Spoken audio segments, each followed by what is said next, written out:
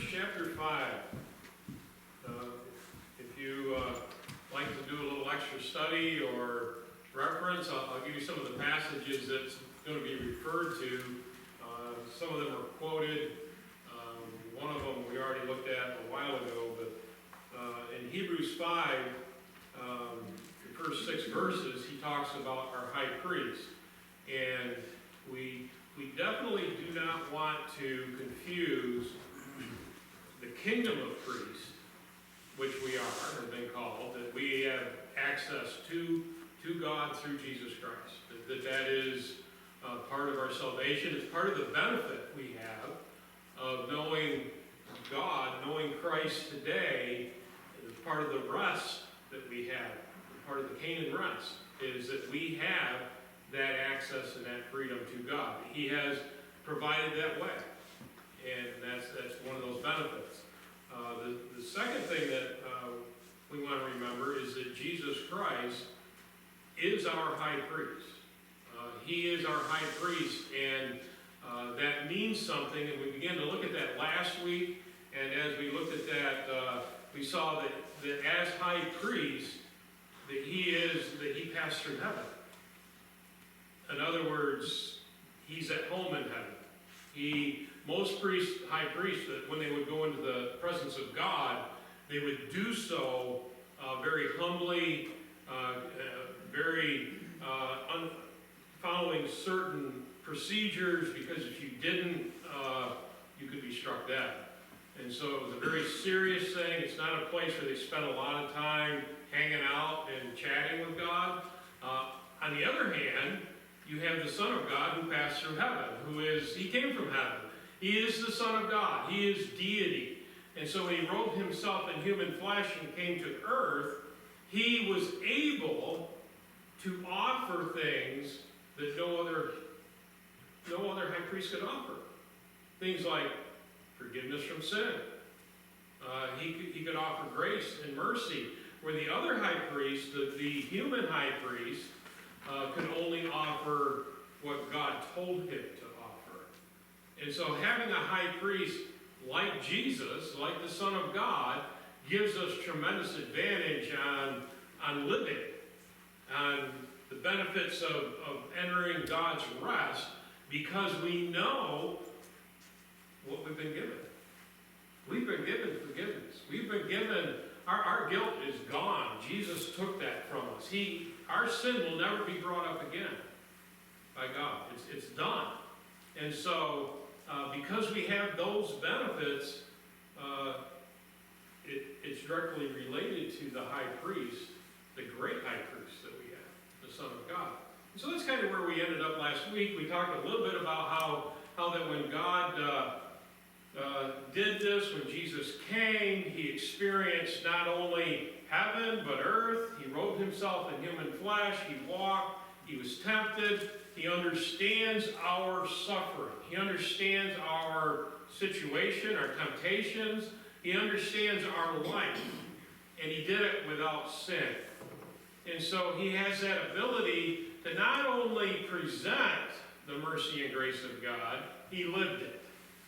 And because of that, we can approach the throne of God with boldness or confidence, knowing that we will find grace in our time of need, knowing that we will find God's gentleness, kindness, forgiveness, restoration in our time of need. And what a tremendous passage that is. That was chapter 4. When we begin to look at chapter 5, we're going to look at a couple of other, it's basically quoting from a couple other passages. One is Psalm 2, 7. Another one is Psalm 110, 2. And then the other one, which we may look at some point. There's more on this coming. It's about Melchizedek. And that's based on Genesis chapter 14 and verses 18 through 20. But there's more coming on Melchizedek. So as we look at that, let's pray. Father, we are so grateful for your word today. And we thank you that you love love us, that you care for us, that you are our great high priest. And so, Lord, as we look into your word, I ask that you would help us to see you as you are. Lord, to see you as our,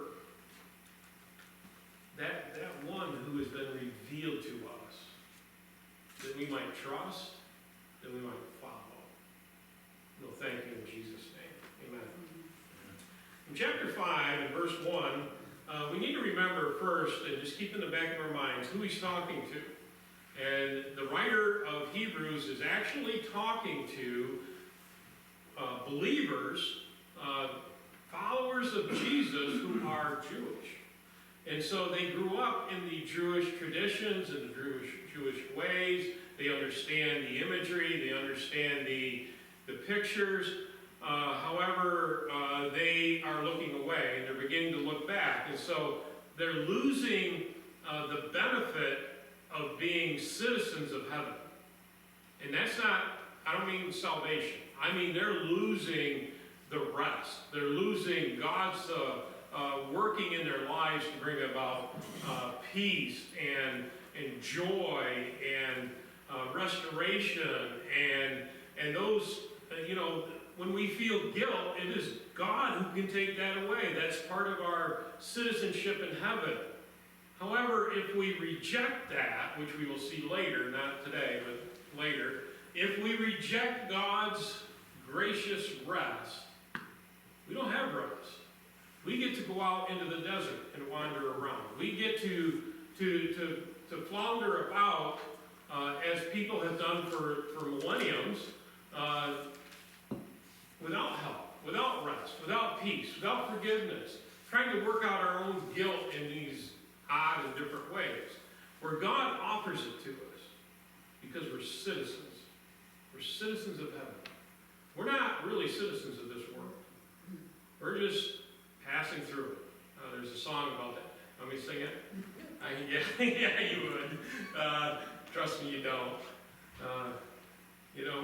We're not citizens of this world. We are citizens of heaven. And that's what this is talking about. And so he's trying to get the believers, the Jewish believers, to compare what they had in the Old Testament. And as they look at Jesus, to have confidence that they can take those things that they see and they go, oh, here's the fulfillment. Here's the reality of what they were talking about. And so that's what we're going to look at in chapter 5, a little bit of. He says, every high priest is selected from among men and is appointed to represent them in matters related to God, to offer gifts and sacrifices for sins, to be able to deal gently with those who are ignorant and those who are going astray, since he himself is subject to weakness. This is why he has to offer sacrifices for his own sins, as well as for the sins of the people. And so what the writer of Hebrew does here is he's saying, okay, believers, okay, people, we know that your faith is tied heavily into the Old Testament. Now, there's a lot of things that when we look at the Old Testament, sometimes it's referred to as the law, as the law of God, or the law, Moses' first five books of the Bible, the Torah, is sometimes referred to as the law. Sometimes it's all of the Old Testament. Sometimes it's the Ten Commandments.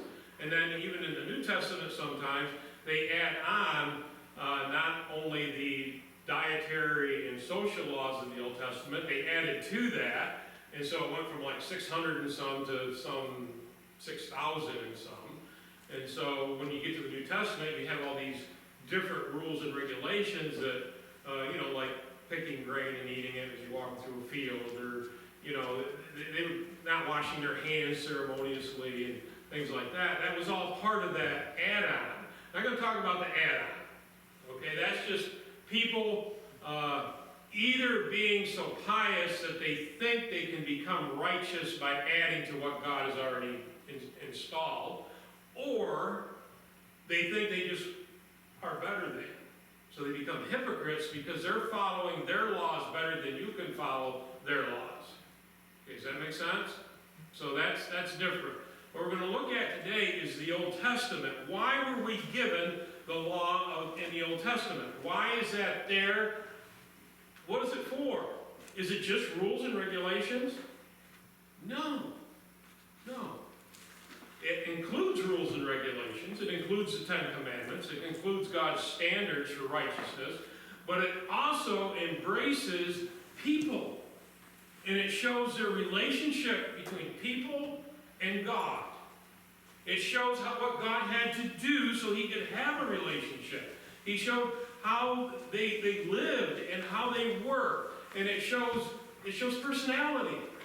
It tells stories. And those stories are there that we might take how God interacted, okay, so that when we come forward to our day, the New Testament and our day, we can say, oh, that's how God works. Because it's the same. It's the same.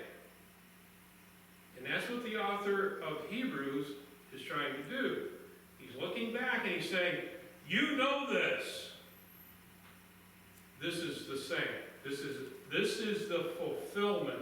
This is the reaching of those rules, regulations, stories, types.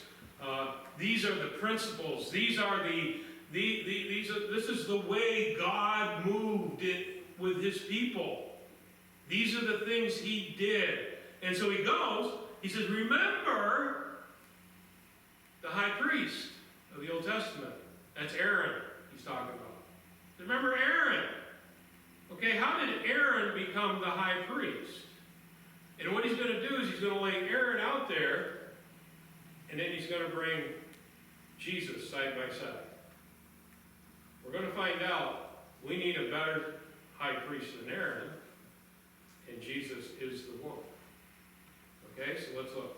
Because every high priest is selected. Okay? You don't go, ooh, I want to be high priest. Nobody does that. Okay? It's a chosen position. It's a position that is extremely serious. It's important. And nobody wanted to risk their life on behalf of every reprobate in the country. That's what they did. They would take the offering and they would take it for someone who had sinned in some way, and they would take it into the Holy of Holies and put it on the mercy seat. Okay, they risked their lives doing that, because if they misstepped or if they misrepresented man to God, guess what? They paid the price. They were dragged out by their ankles. Okay, it wasn't because it was such a glorious and huge, famous position that they had the yachts and the big houses and No, they were to be humble.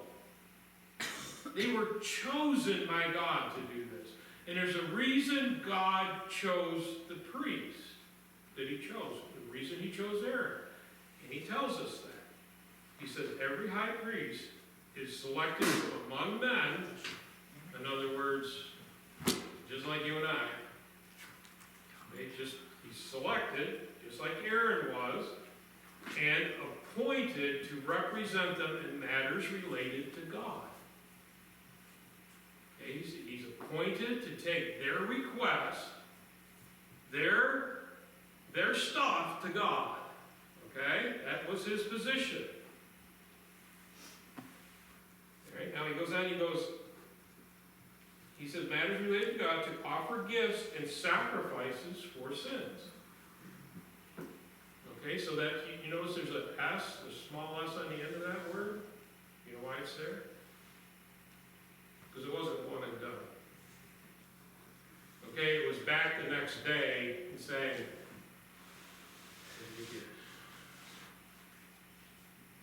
next day, sometimes you make it a day. The week. The next day, did it again. Can you imagine that priest again and again and again and again and again and again and again and again for your whole adult life, for every sin you committed, had to go in and offer sacrifice for your sin. It was done over and over and over and over and over and over and over and over. Why? Because the blood of bulls and goats could only cover. That's all it could do. And so it was a never-ending job. It was kind of like, almost like dishes.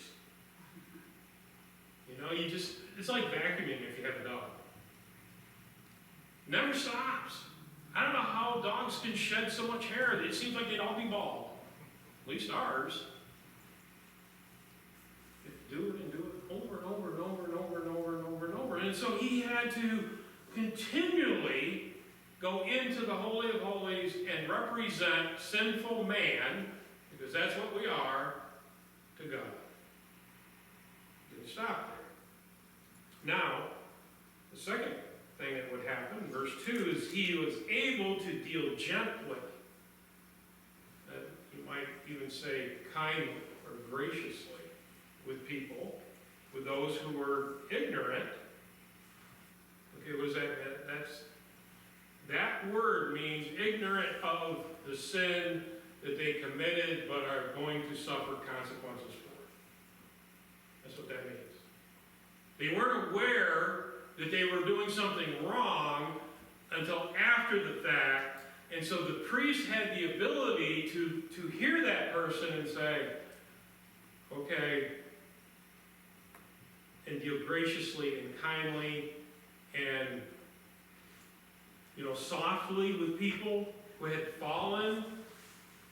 It was an unintentional thing, and they thought, you ever do something unintentional and then go, oops. We shouldn't have done that. Didn't even think about that. Said something to someone, totally the wrong thing to say. I didn't know. That's what he's talking about. He's talking about unintentional sin there. Okay, but he doesn't stop there. He takes it one step further. He's also able to be gentle, not only with those who are ignorant, but those who are going astray. Now that's on the path to making all the wrong choices. Anybody like that? I was one. Still can be. Where we go, oh, I know the right path. I like this path better. I'm going to go this way in spite of the consequences. Rebellion. It's being belligerent. It's being prideful. It's being, I'm going to do what I want to do no matter who tells me otherwise. Know anyone like that? And the high priest was there not only to offer sacrifice for the one who unintentionally sinned, but the one who said, oh man, I sinned, I know I did, I don't want to suffer for it, so I'm going to go to the temple and the high priest and offer a sacrifice. And the priest still had the ability to treat them gently as he took their offering into laying on the mercy seat before God. He still had that ability. Well, doesn't stop there. He continues and he says, not only those who are going astray, in the middle of verse 2, but it says, and since he himself is subject to weakness, oops. You know what that means? He sins too. And he does it unintentionally and intentionally. He gets angry. He does things. He says things. He sins just like the people he's offering blood sacrifice for. And so what he had to do was it says in verse 3, this is why he has to offer sacrifices for his own sins, multiple. Notice that? Multiple. It's over and over and over for all of our sins and every day, practically. as well as the sins for the people. So what was the problem? The problem is we're fallen people. The problem is out of the crowd God had to choose from for high priest, guess what? They were all sinners. Every one of them. Aaron was, all his descendants were, every one of them. You need a better high priest. The problem is sin. The solution is a better high priest. Because how can we approach the throne of God expecting grace and mercy with boldness and confidence if our high priest is as bad as we are? That's the point he's making. They needed a better high priest. They needed something above, something that didn't have to repeat itself several times a day. Verse 4. It said, no one, now look at what he's doing. And okay, here's the high priest, here's what it is, here's how it happens, here's how they're selected, here's what they're to do. Okay? Line. Let's talk about the great high priest. Okay? So we're going from Aaron to the Son of God. Okay? So he goes, no one takes this honor upon himself. He must be called by God, just like who? Aaron. That be called. It's not something you take on. It's not something Jesus did all on his own. It's not something he went, ooh, ooh, ooh. No, God says, look, you. Ray Bolt used to have a song. What was the name of it? I looked all over heaven, looked for one who would go for me, and no one would go. And my son, Jesus, said, I'll go. Okay, that's not really. God said, we're going to do this. People are going to hell in a handbasket. We're going to do something. We're going to save them. We're going to pay for their sin. We're going to do something really good here. And so he says, just like Aaron, so Christ also did not take upon himself the glory of becoming high priest. But God said to him, he said, look, I'm going to stop here for a second. He said, look, we need a better high priest. Here's Aaron. Here's the issues with that. So God, so, therefore, point. So, this is the argument. God called Jesus Christ, the Messiah, just like he did Aaron. You're now going to represent people to me, people to God. And so he's making that statement, that point, and the people, remember the people that he's talking to, the Jewish believers are going, ooh, I know the high priest, he's scary. I know the high priest, he's got these robes, and he's got this ephod, and he's got these bells sewn in his skirt, you know. Everything means something. He's got this big headdress. He's a scary looking dude. Just like God did with Aaron, he's doing with Jesus. Remember the Old Testament. Remember that he's bringing it forward. It says, so God also did not take upon himself the glory. If there's any honor, if there's any glory, if there's any reflection of his character, didn't take on any of that of becoming high priest, but God said to him, okay, just to be sure, the next two phrases, the next two sentences are taken from Psalms. They're taken from the Old Testament. Their Old Testament relationship, their Old Testament types, their Old Testament prophecies, their Old Testament things that God said to his people, this is the way it's going to be. So this isn't brand new. He's not coming, oh, God said this out in the woods somewhere when I might have fallen and hit my head on a tree. But, no. This is backed up by the law. Okay, so God said to Jesus, to Christ, the Messiah, you are my son. You are my son. What does that mean? He is the Son of God. He is God.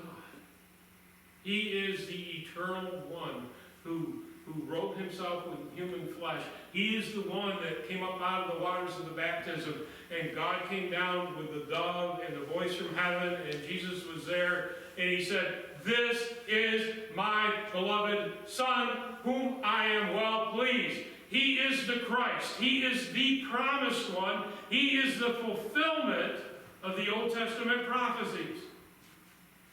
Okay? And then he steps a little more and he goes, today I have begotten you, your Father.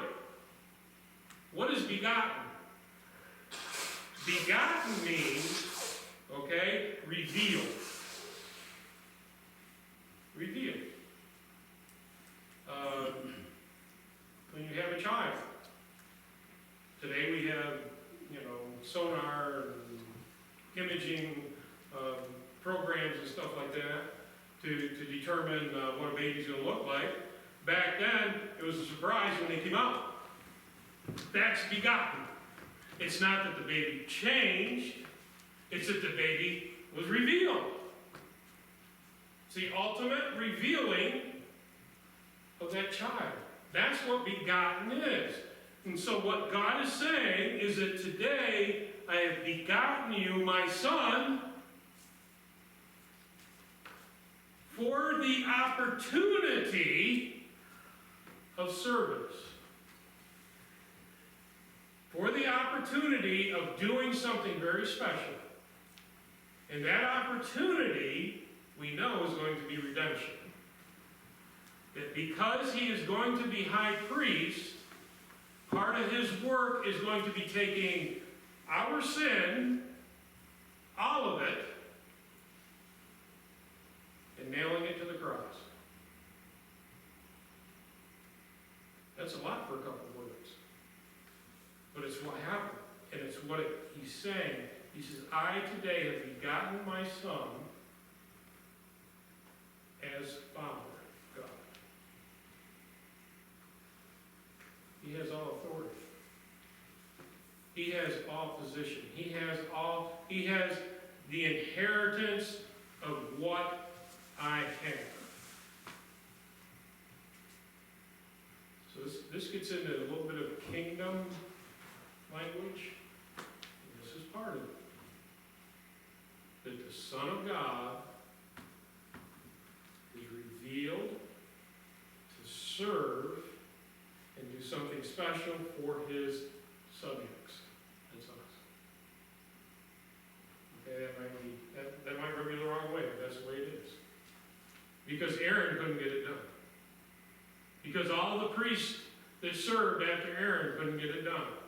Because they sinned, and the people sinned, and it went on and on and on and on and on, and sacrifice after sacrifice after millions of sacrifices is still going on. The Son of God had the opportunity to do it once for all. Sin is gone. It is paid for. And so he says, in verse 6, he says in another place, okay, it's not like the writer of Hebrews didn't know what he was talking about. It's not like he was saying, I remember this saying, I remember hearing this and it sounded true. No! He's saying in another place in the scriptures, God said, Well, where did he say that? Well, he said it in Psalms. The first one was from Psalm 2:7. The second one is a quote from Psalm 110, verse 2. And this is the quote.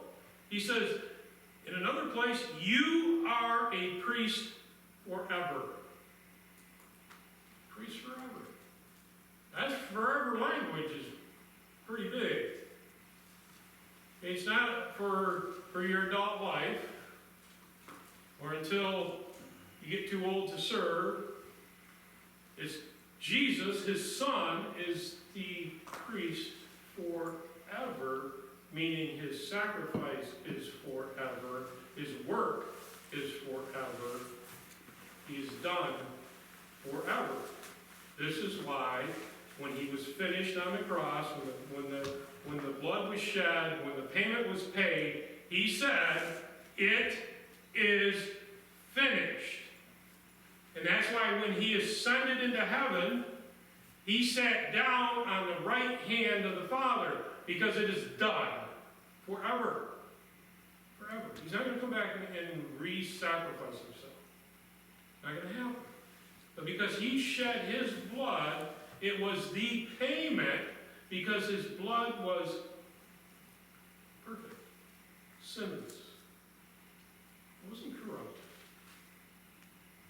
He wasn't offering as someone who had to offer for himself and then for his people. Sinless. And he says, you are a priest forever in the order of Melchizedek. Okay, that's back to that Genesis one, too. It's also Psalm. He calls this Melchizedek. Well, who is Melchizedek? I know we're going to be learning a little more about it. Okay, but Melchizedek is a priest, king priest. His name actually means king of peace, king of righteousness. King of peace, king of righteousness. And so he is this combination king of one who offered peace and righteousness. Okay? What is righteousness? Righteousness is being right with God. It's being right. And so what happened was Abram, remember Abram? Back in Genesis, Abram starts in verse 12, goes out, he and his nephew Lot. In verse 14, Lot, they decide they need to separate ways because their people are fighting. And so he separates. Lot gets carried off. And so Abram goes after him.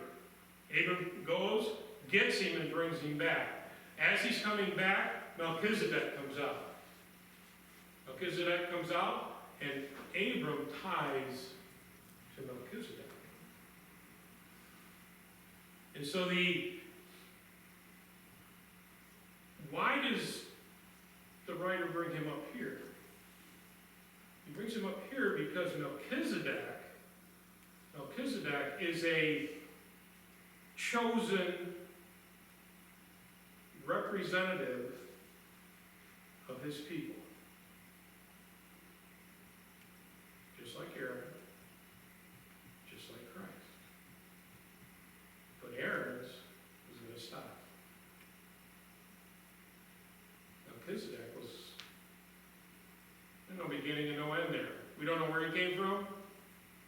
We don't know what happened to him. It's Christ. It says you are after the order of Melchizedek. Now there's another thing that is going on here, and this is in way of application. We need a better priest because of sin. Because we're sinners, because the high priest was chosen out of sinners, and so he has to offer, the problem is sin, right? Melchizedek, Jesus comes along, he doesn't inherit the sinful nature. He gives himself as an atonement, as a payment for our sin. Our sin is now paid for. Okay, so now as he moves along and as we move along, one of the things that we need to remember, the difference between Aaron's priesthood and Melchizedek is that Aaron's priesthood operated out of defeat. Operated out of defeat. Whether it was accidental, whether it was intentional, it was out of defeat. It was always reactionary. It was always, you were always on your heels.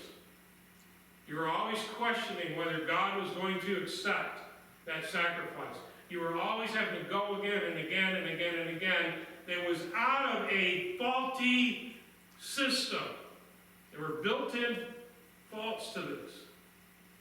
Melchizedek, the king of righteousness, the king of peace, operated out of victory. That's going to be important as we go on. He operated out of victory. Abram had already defeated the enemy. He'd already rescued Lot. He was on his way back. They sat down. They celebrated victory dinner. Jesus Christ, our high priest, is at the order of Melchizedek. He operates out of victory. Would you rather have a high priest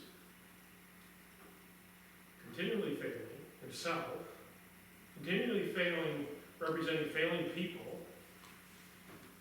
taking a covering that would have to be repeated,